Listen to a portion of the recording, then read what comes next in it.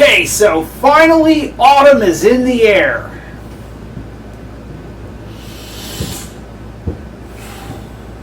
Wait, that's not autumn.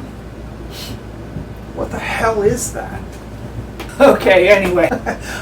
So now, if you've ever had a sad, unfortunate apple pie from, say, like your local grocery store, like those ones, I have some good news for you. Today, I'm going to show you how to make a caramelized apple pie.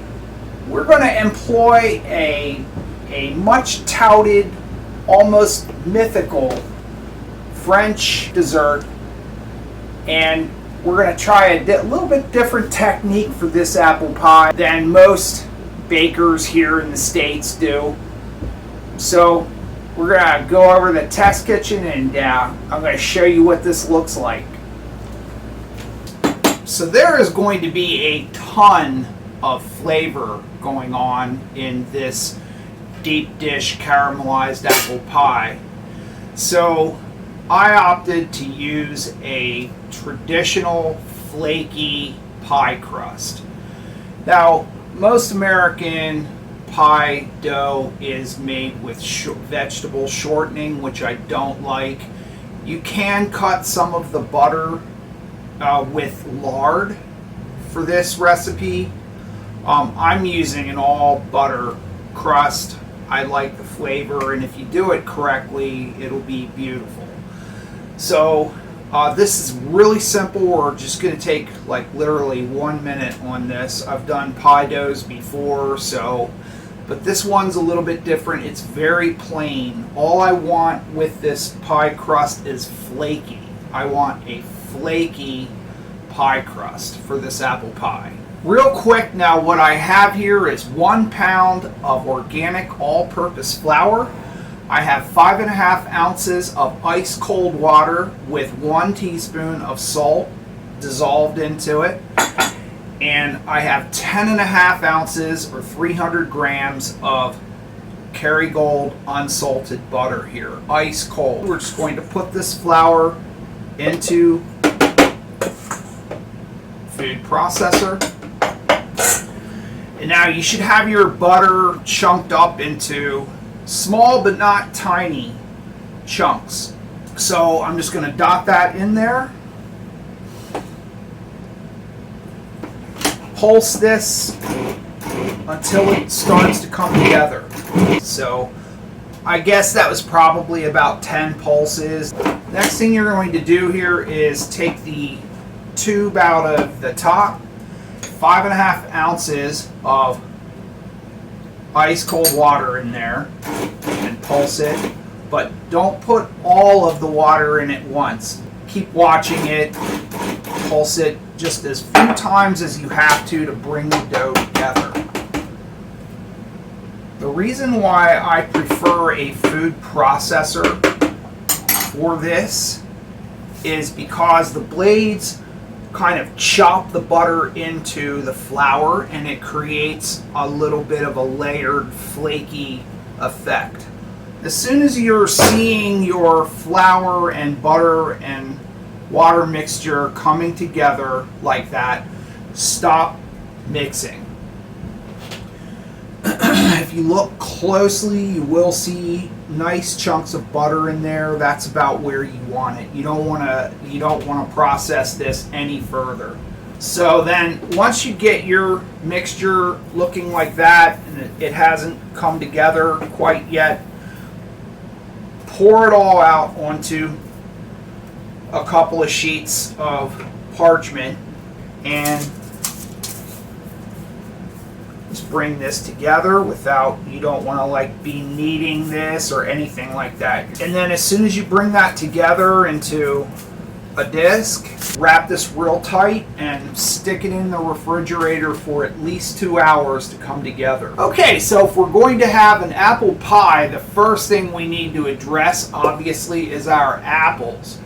So now the general consensus amongst most pastry chefs and serious pie bakers is that the best way to get a the most spectacular, well-rounded taste on a traditional apple pie is to use a mixture of tart and sweet apples. So now I'm going to have a full list of what's considered in the baking world to be the best pie apples down in the description box. I'll have that. I normally like to stick with organics for my baking, and so unfortunately I didn't have time to run to the orchards this morning. So at the grocery store, the only thing I could find organic was Fuji's and Galas, which I think the Fuji's are a fairly sweet apple, and the Galas, I'm not really sure how sweet those are, but we're going to mix these up. And now, one of the things I like to do when I'm making an apple pie is I take about 95% of the peel off. I leave a little bit of peel. Apple peel does, in my opinion, give some extra flavor to these. These apples are going to be very well caramelized, so it's not going to interfere with the eating. So the best way to get the core out is to probably slice around it. So now for this pie, I am going to slice these, but since these apples are going to be caramelized before we make our filling, don't slice them too thin because they'll break down in the high heat of caramelization. So I'm slicing these about like that, maybe an inch. So not too big, not too small. I zested a lemon, a full lemon for this pie filling, so that's going in the bowl. And just have the zested lemon there and cut, and just as you're cutting your apples, just put some fresh squeezed lemon juice over top of the apples. This will retard the browning.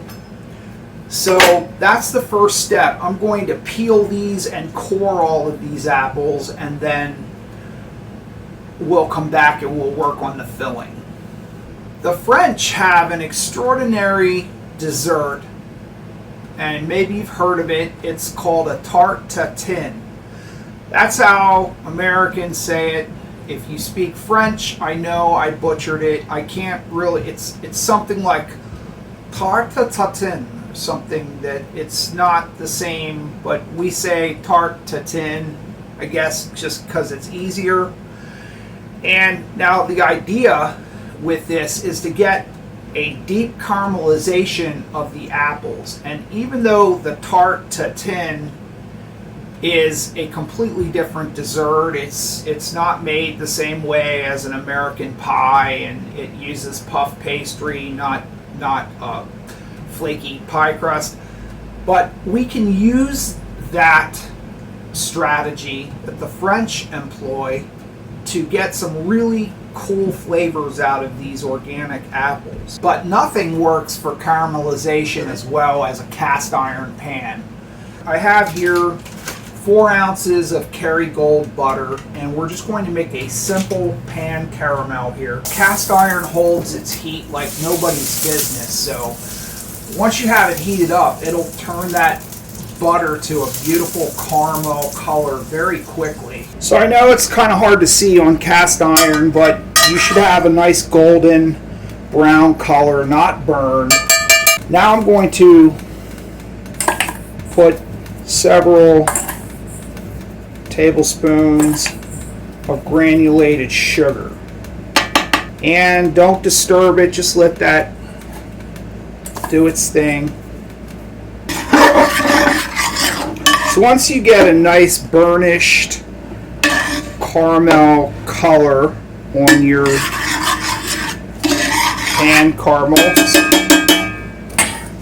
start adding in your apples here. and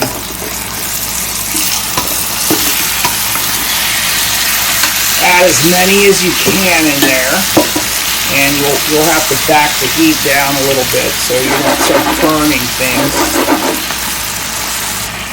And the idea with this here is to as the apples begin to release their juices into the caramel, it creates an absolutely incredible flavor profile that you're just not going to get on an apple pie really any other way than doing it this way.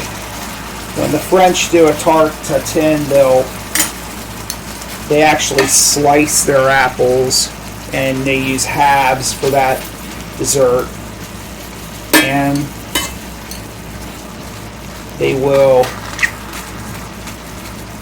as the apples start to release their juices into the caramel, they'll start to crowd in more apples. So when the apples are nicely caramelized, then they'll cover the whole dish with a sheet of puff pastry, and they bake it like that. So it's almost like an upside down apple pie. So this process is going to take some time for a whole pie. You're not going to be able to do this in 15 minutes. It's definitely a labor of love. You're going to start seeing some really beautiful caramelization on your apples like that, and that's what you're looking for. Okay, so while your apples are caramelizing, since it takes a while, you can start to get your spice blend together that's going to go into these apples. Now, caramelized apples have such an incredible deep flavor that you really don't have to kill this with a lot of extra spice, because when the French make a tarte tatin, it's really kind of all about the caramelized apples, which has just an unbelievable flavor to it. But this is an American apple pie after all, so I'll go 1 stick ground cinnamon. I'm gonna use about a half a nutmeg there, and which with the nutmeg, obviously you have to grate that too on a zester. And then something else I love to add to apple pies and other fruit type tarts and pies is green cardamom pods. Now, these are incredibly aromatic, and they have a complex, sweet, delicious, spicy flavor. So you want to be real ginger with that. No pun intended. You could even add ginger, really, if you wanted to. But with so much going on in this, I think 3 spices is going to be plenty. So, yeah, that's caramelized apples.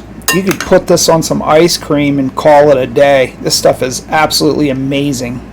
All I have here is 5 tablespoons of all-purpose flour and a tablespoon of non-GMO cornstarch and a teaspoon of sea salt.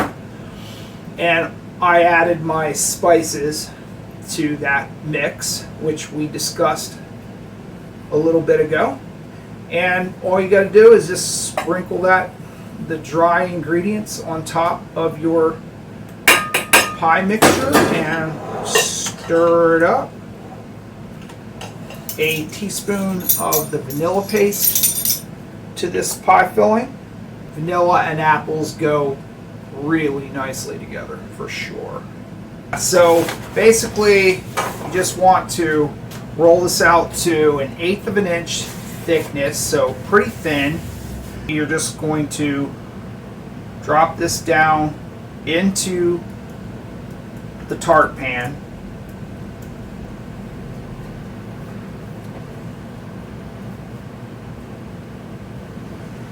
roll across the top.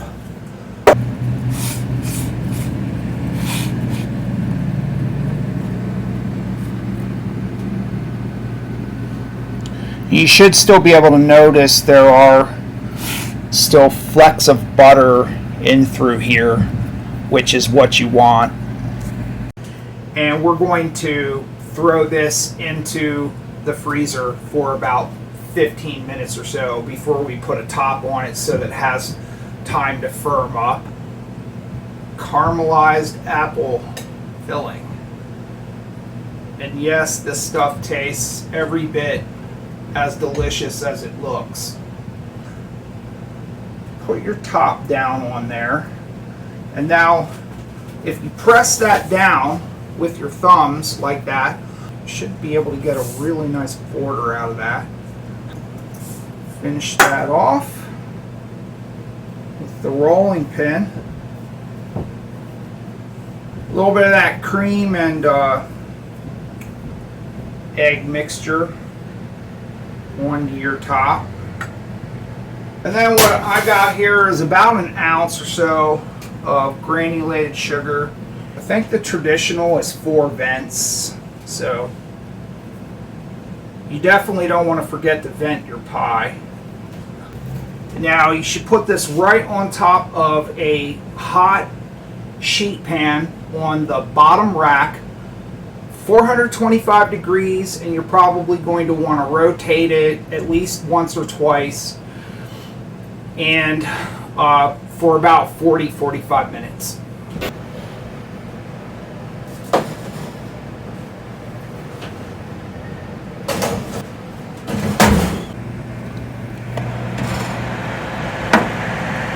Okay, so there you have it. Now this is a 9-inch tart deep dish, and I'm pulling this out at 41 minutes. Now I know what you're thinking. But you would be sadly mistaken, my friend, if you thought you could cut into this and eat it right now. Don't even try. This little beauty needs to set at room temperature for at least 4 to 6 hours to let the pie set up before you can cut into this. Okay, so it has been the longest 4 hours of my life, and the smells in here are just absolutely driving me crazy. I cannot wait any longer.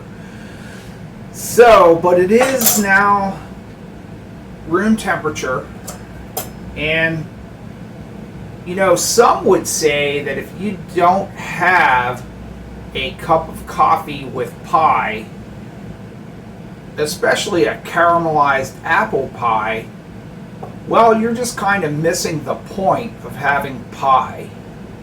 That's just my opinion. I guess you could have a glass of cold milk instead if you're not a coffee drinker. I can tell right away that the crust is beautifully flaky. Yeah, cut myself a big old piece of this beautiful pie. Look at that. This is a little culinary work of art. Now we're going to see if all that effort of caramelizing the apples paid off in the finished product. And as you can see, it's definitely a darker, the apples and the caramel in it are definitely darker than usual. So I'm expecting killer flavor out of this. So let's check this out.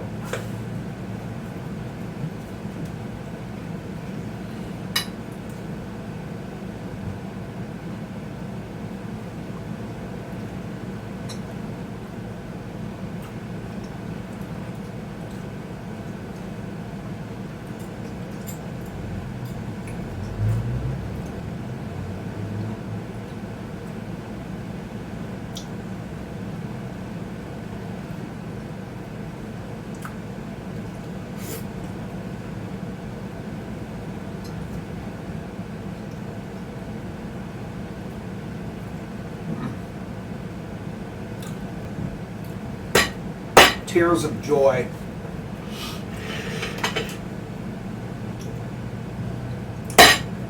If there was a county fair, this would be the blue ribbon winner.